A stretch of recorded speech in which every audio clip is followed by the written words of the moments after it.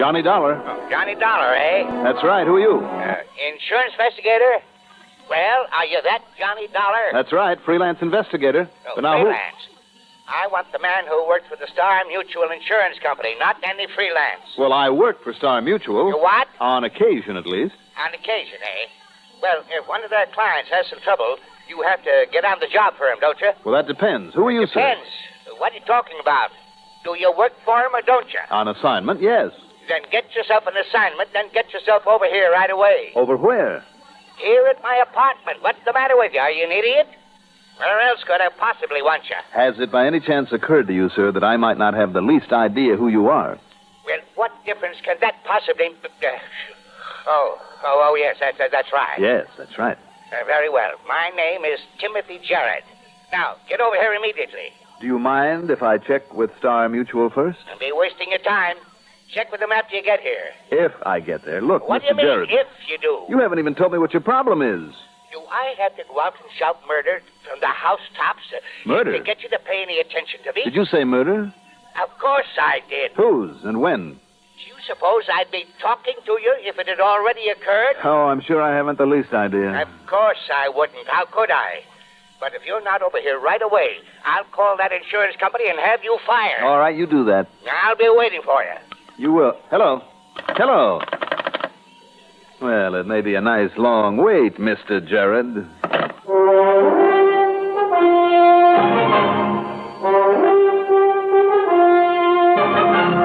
The CBS Radio Network brings you Mandel Kramer in the exciting adventures of the man with the action-packed expense account. America's fabulous freelance insurance investigator. Yours truly, Johnny Dollar.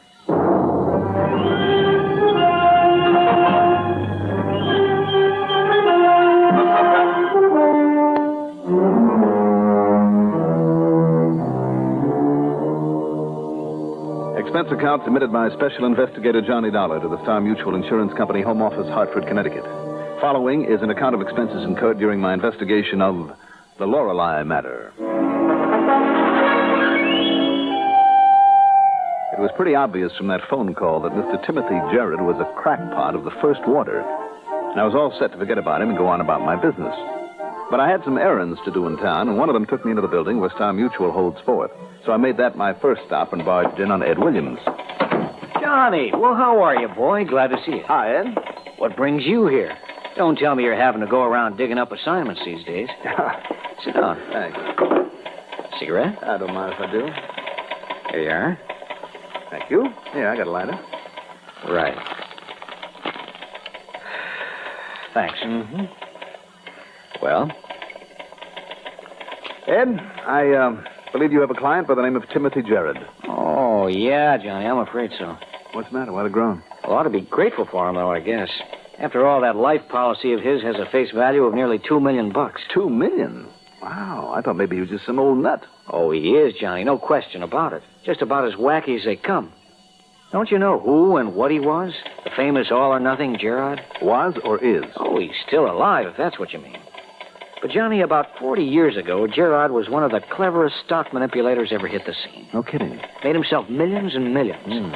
And in those days, you could keep what you made. Really loaded him. Well, he was. What do you mean by that? Oh, he still has enough to get along on, plenty. But after the 5 or 6 beautiful dolls that he married and divorced, well, you know what they can do to a man and his money. Well, let's say I've heard. Thank goodness this present one seems to have a little sense. Oh, she's young and pretty enough, all right, but... Well, maybe you've heard of her. Name is Lorelei Lambert. She's an artist, and I understand a pretty good one. Came from Quebec originally. Oh? Spends a lot of time out of town, away from the old coot.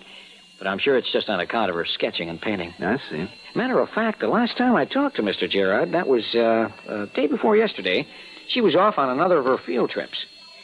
Well, what about the old boy, Johnny? Well, I got a crazy phone call from him.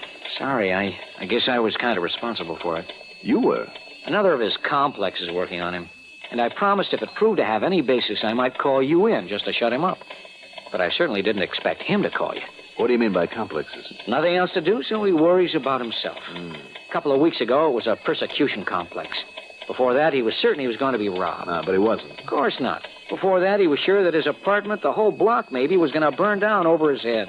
And so on for the past couple of years. Well, what did he tell you it was this time? Well, he mentioned the word murder. I hope you laughed in his face. Who would ever gain anything by killing off that old character? You tell me. Who's the insurance beneficiary? Pretty little Lorelei, his wife. But he knows better than to think she'd ever raise a hand against him. He's given her everything, Johnny. Everything she can possibly need or want. Besides, she isn't the type. Is there a type for murder? Well, you tell me. If he was such a stock manipulator, how about some old enemy showing up? Maybe somebody he might have defrauded. After 40 years? No, I guess you got a point there. It's just another one of his complexes having something to do, something to worry about. Okay, Ed, I'll just forget about him. Oh, no, Johnny. Johnny, don't do that. Why? What do you mean? Got to keep him happy. Old Buzzard wouldn't hesitate to cancel out that policy in a minute. And I don't want to lose those nice big premiums. No, as long as he's asked for you, Johnny, you'd better go and see him. Hold his hand. Promise him anything you like. And then you can forget him. But you go see him, Johnny. Here, I'll give you his address. Okay, Ed. Whatever you say.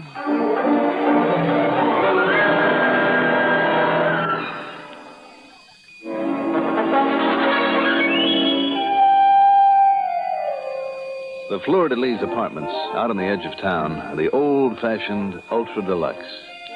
A solid building of native stone built like a fortress. The two uniformed doormen looked over my credentials carefully, then told me to go on up that I was expected. The old-style elevator with its open cage was somewhere else, so I walked up the 2 flights, found suite number 3A, rang the bell a couple of times, then when I got no answer...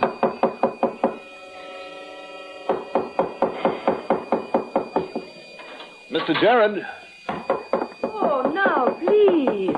Don't batter down the door. I beg your pardon. Wow.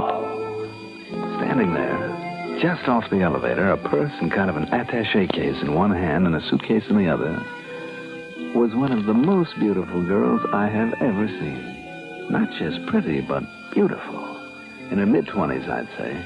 Petite, dark hair, dark brown eyes with an amused kind of a twinkle in them. She wore a dark blue suit, cute little pillbox hat to match, dark blue shoes, white gloves.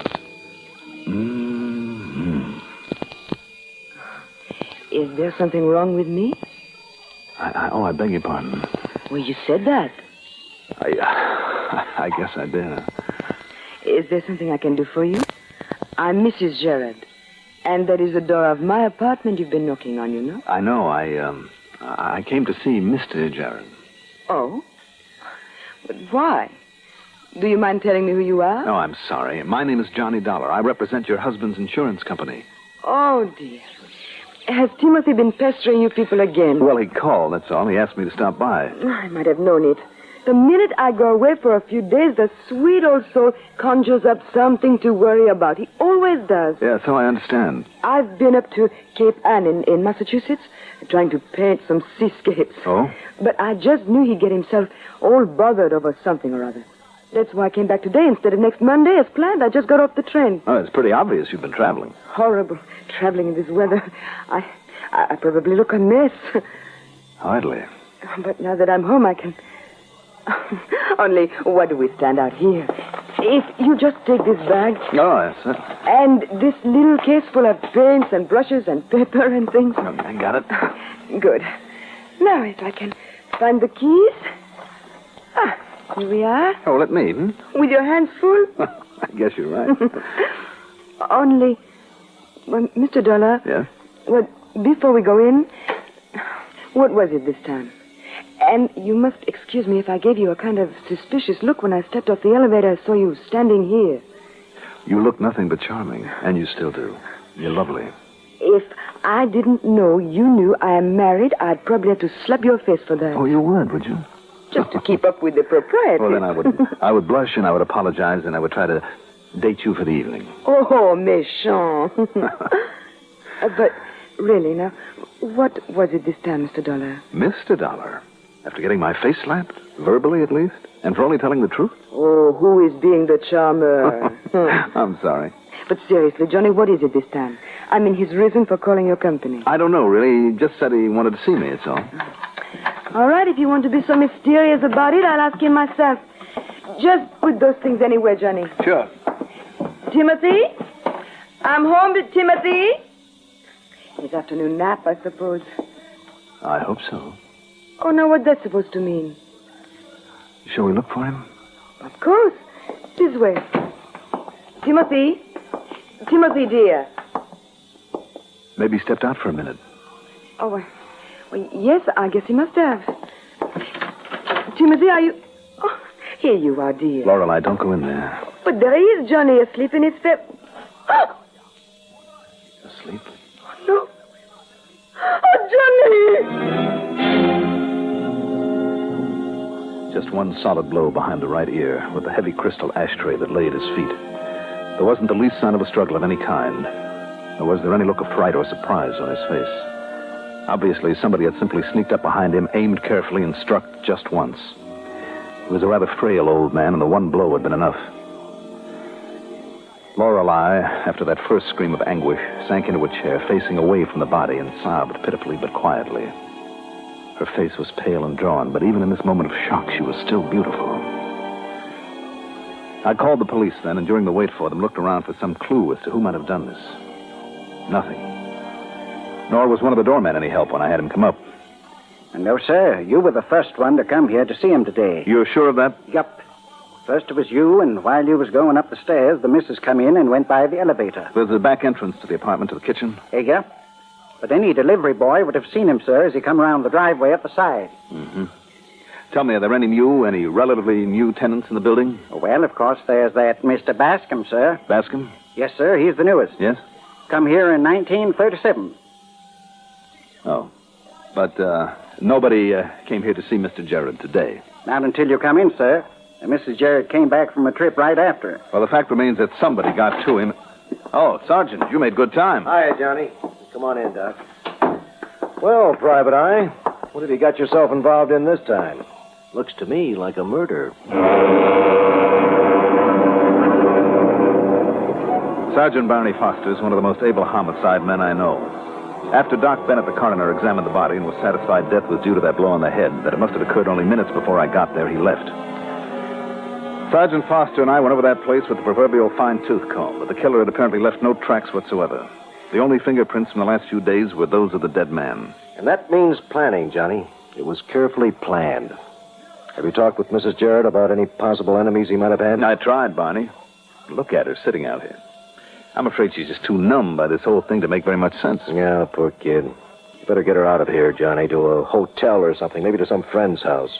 Even if she wants to stay? Yep. Is that an order? Mm-hmm. Well, we've been over every inch of this place. All we found is nothing. Not very much of that. Whoever did it must have been somebody the old man knew, let in here himself. Even the looks of his face, the relaxed position of the body, no signs of a struggle, all bear that out, right? Can't argue with you, Barney. So, as soon as I leave, I'm going to start a rundown on everybody that she and her husband have known or ever been seen with over the last 5 years. I have a lad down at headquarters who's really great at that sort of stuff. Good idea. Because the fact that apparently nobody could have come up here without being seen, but...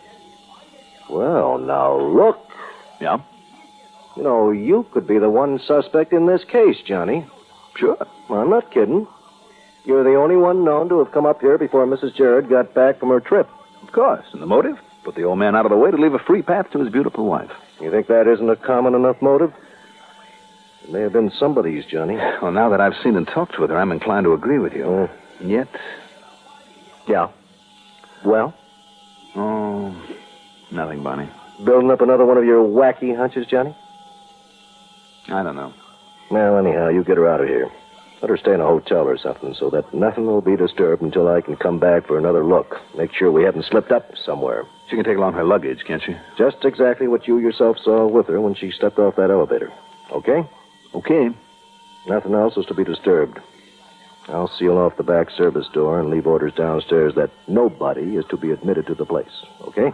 Okay. Okay. Except me. All right, Johnny. What is it? This hunch of yours. Barney, I kid you not. I don't know.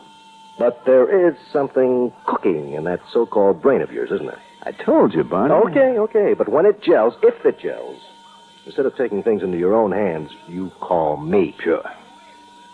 Promise. Promise.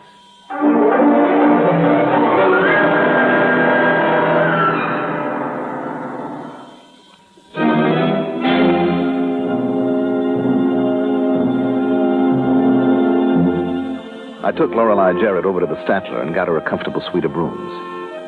Then I called up my best girlfriend, Betty Lewis, and told her what it was all about, and Betty agreed to move in with Lorelei for a few days to make sure she wouldn't go off the deep end. Also, I hoped that Lorelei might say something, perhaps name somebody that would give me a clue to work on. And Betty, of course, promised to keep her ears open. This silly feeling I had that a hunch was coming, a hunch that I couldn't pin down, bugged me for the next 2 days. During that time, there was no word from Betty and nothing but silence from Sergeant Barney Foster. Half a dozen times, I was on the verge of going back to that apartment for another look. But why? To look for what? Then on the afternoon of the third day, I decided the only way to make the hunch materialize was to go back there, but not alone. Well, now, I don't know, sir. The policeman said it was all right for you to go up there, but... I'll be completely responsible. Very well, sir. Here's the key you'll need. Thank you. Shall we?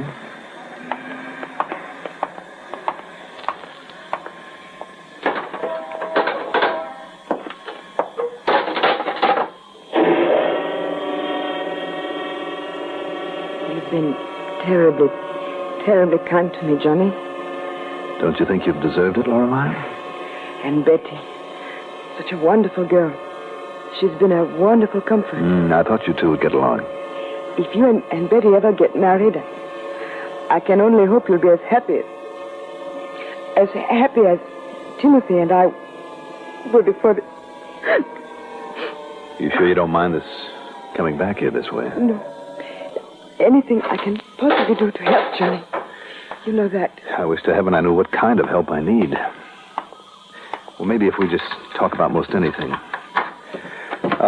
You were up at Cape Ann, you said, Yes, sir. Sketching. Oh, it's a mighty beautiful country up there, isn't it? Oh, I'd never seen it before, only heard about it.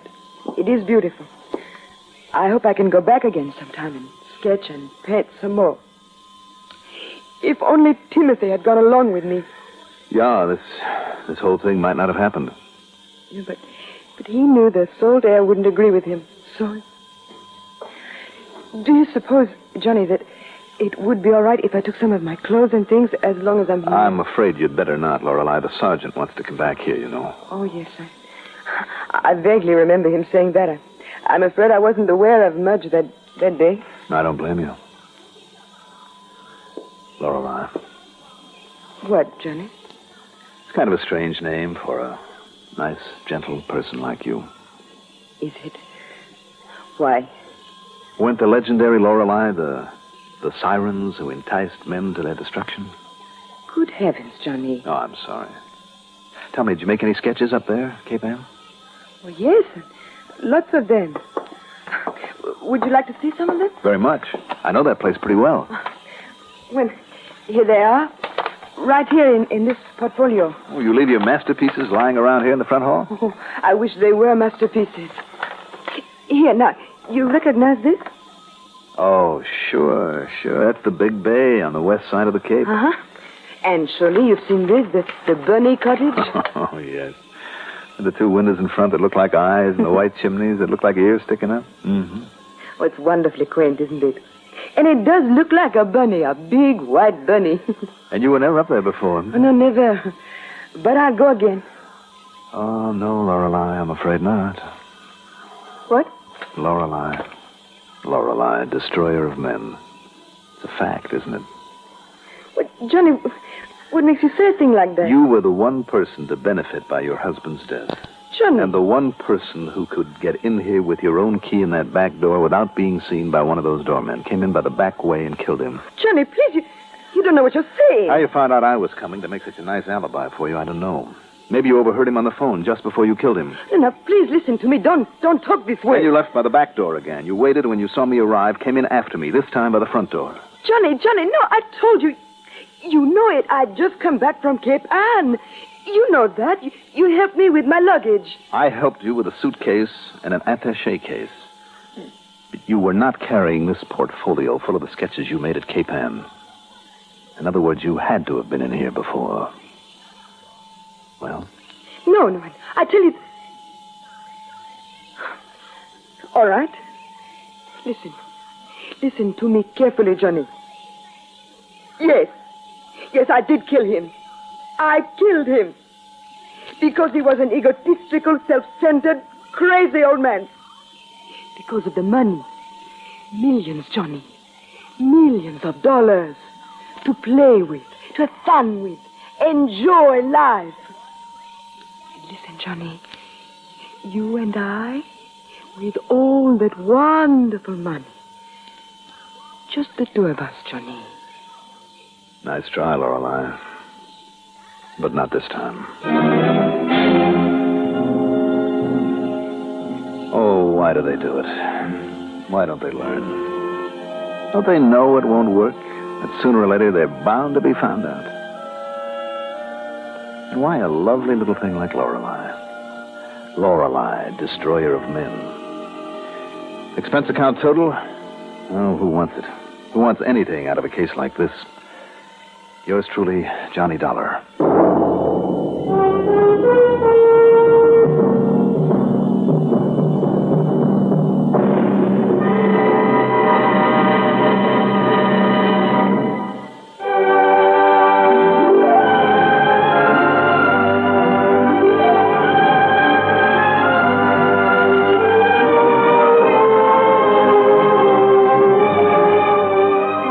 Truly, Johnny Dollar is written by Jack Johnstone, produced and directed by Bruno Zerato Jr., musical supervision by Ethel Huber. Johnny Dollar is played by Mandel Kramer. Also featured in our cast were Rita Lloyd as Lorelei, Sam Gray as Sergeant Barney Foster, Herb Duncan as Ed Williams, Arthur Cole as Timothy Jarrett, and Guy Repp as the doorman. Be sure to join us next week, same time, same station, for another exciting story of yours truly, Johnny Dollar. This is Art Hanna speaking.